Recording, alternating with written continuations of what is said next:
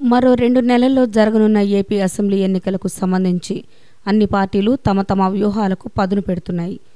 ఈ తరహా వ్యూహాల్లో విపక్ష వైసీపీ తనదైన స్పీడును చూపిస్తుంటే, అధికార టీడీపీ మాత్రం ఓ అడుగు ముందుకు 2 అడుగులు వెనక్కి అన్న చందంగా సాగుతోంది. ఇప్పటిదాకా రాష్ట్రంలోని సగానికి పైగా సీట్లకు అభ్యర్థులను ఖరారు చేశామంటూ లీకులు ఇస్తున్న టీడీపీ వాటిపై అధికార ప్రకటన మాత్రం చేయడం లేదు. దీన్ని బట్టి చివరి నిమిషం వరకు అభ్యర్థుల ఖరారు కొనసాగుతూనే ఉంటుంది అన్న వాదన వినిపిస్తోంది. పార్టీలో మిగిలిన నేతలందరినీ వదిలేస్తే పార్టీ జాతీయ ప్రధాన కార్యదర్శిగా, ఏపీ కేబినెట్లో కీలక మంత్రిగానే కాకుండా చంద్రబాబు తర్వాత రాష్ట్రానికి సీఎంగా పదవి బాధ్యతలు స్వీకరిస్తారని తెలుగు తమ్ముళ్లు భావిస్తున్న నారా లోకేష్ భవిష్యత్తు ఏమిటి అన్న విషయంపైన ఆ పార్టీ ఇప్పటిదాకా ఓ నిర్ణయమే తీసుకోలేకపోయింది. గడిచిన ఎన్నికల్లో పోటీకి దూరంగా ఉండిపోయిన లోకేష్ 2 ఏళ్ల క్రితం దొడ్డిదారిన చట్టసభల్లోకి ప్రవేశించడంతో పాటుగా కేబినెట్లోనూ చోటు దక్కించుకున్నారు. అయితే ఓ జాతీయ పార్టీగా చెప్పుకునే టీడీపీ అధినేత కుమారుడిగా లోకేష్ ఈ దఫా మాత్రం ప్రత్యక్ష ఎన్నికల బరిలోకి దిగక తప్పదు. దిగకున్నా నష్టమేమీ లేదు, కానీ పార్టీ శ్రేణుల దృష్టిలో చులకనైపోతారు. సో చంద్రబాబు తర్వాత పార్టీపై పట్టు సాధించాలంటే ఈ ఎన్నికల్లో లోకేష్ ప్రత్యక్ష ఎన్నికల బరిలోకి దిగక తప్పదు.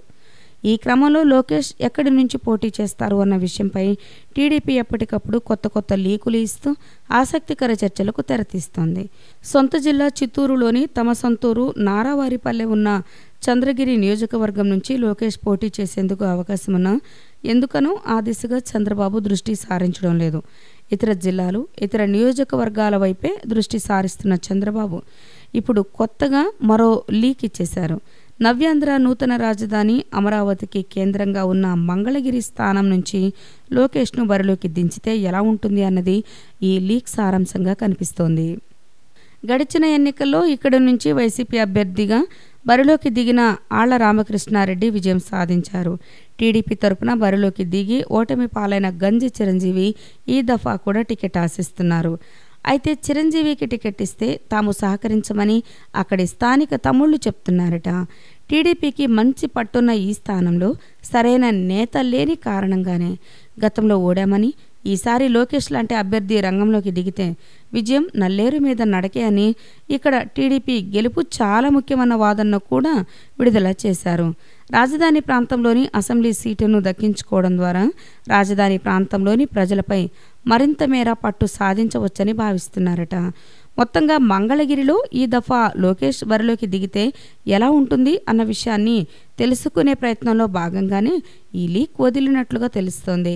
అయితే మొత్తం టీడీపీ నేతలంతా కూడా రౌండప్ చేసిన సింగిల్ అంగుళం కూడా వెనక్కు తగ్గకుండా అధికార పార్టీ దురాగతాల మీద విరోచితంగా పోరాడుతున్న ఆర్కే మీద లోకేష్ విజయం సాధించడం అంత ఈజీ కాదు అన్న వాదన కూడా వినిపిస్తోంది.